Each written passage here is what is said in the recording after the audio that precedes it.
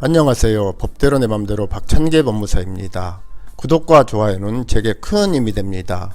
오늘 제목은 가처분 결정에 대한 본안 제소명령 신청을 채권자가 대신할 수 있을까요? 입니다. 민법 제404조 제1항은 채권자는 자기의 채권을 보전하기 위하여 채무자의 권리를 행사할 수 있다. 그러나 1심에 전속한 권리는 그러하지 아니하다라고, 같은 조 제2항은 채권자는 그 채권의 기한이 도래하기 전에는 법원의 허가 없이 전항의 권리를 행사하지 못한다. 그러나 보존행위는 그러하지 아니하다라고 규정하고 있습니다. 나 채권씨는 2021년 5월 6일 관할법원에 김채무씨를 상대로 부동산 처분금지 가처분 신청을 하여 김씨는 별지기재 부동산에 관하여 매매, 양도, 저당권 및 임차권의 설정, 기타 일체의 처분을 해서는 아니 된다라는 내용의 가처분 결정을 받았습니다.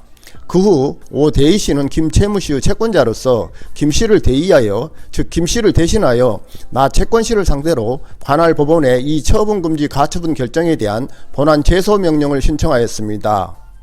이는 가압류법원은 채무자의 신청에 따라 변론 없이 채권자에게 상당한 기간 이내에 본안호소를 제기하여 이를 증명하는 서류를 제출하거나 이미 소를 제기하였으면 소송 계속 사실을 증명하는 서류를 2주 이내에 제출하도록 명하여야 하고, 이 기간 내에 이러한 서류를 제출하지 않을 때에는 법원은 채무자의 신청에 따라 가압류를 취소하여야 한다는 민사집행법 제287조 제1항 내지 3항의 규정과 이를 가처분 절차에서도 준용함으로써 나씨가 이 기간 내에 본안호소를 제기하지 않을 경우 이 가처분 결정의 취소를 신청하기 위해서였습니다.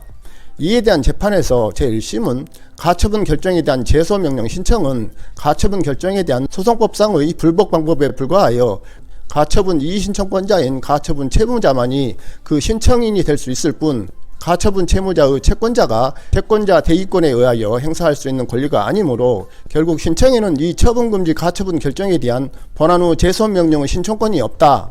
따라서 오 대희씨의 본안 제소명령 신청은 부적법하다고 하면서 각하 결정을 하였고, 이에 대한 항고심도 오씨의 항고를 기각하였습니다.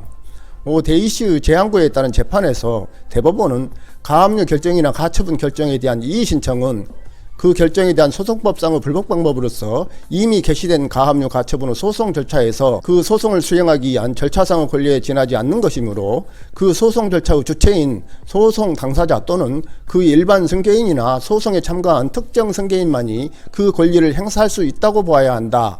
그러나 민사집행법 제301조에 의하여 가처분 절차에서도 준용되는 같은 법 제287조 제1항에 따라 가압류 가처분 결정에 대한 본안 후 제소명령을 신청할 수 있는 권리나 같은 법 제287조 제3항에 따라 제소기관의 도과에 의한 가압류 가처분의 취소를 신청할 수 있는 권리는 가압류 가처분 신청에 기초한 소송을 수행하기 위한 소송 절차상의 개개의 권리가 아니라 제소기관 도과에 의한 가압류 가처분의 취소 신청권은 가압류 가처분 신청에 기초한 소송 절차와는 별개의 독립된 소송 절차를 개시하게 하는 권리이고, 본안 제소명령 신청권은 제소기관 도과에 의한 가압류 가처분의 취소 신청권을 행사하기 위한 전제 요건으로 인정된 독립된 권리이므로 본안 제소명령 신청권이나 제소기관 도과에 의한 가압류 가처분의 취소 신청권은 채권자 대의권의 목적이 될 수 있는 권리라고 봐야 한다.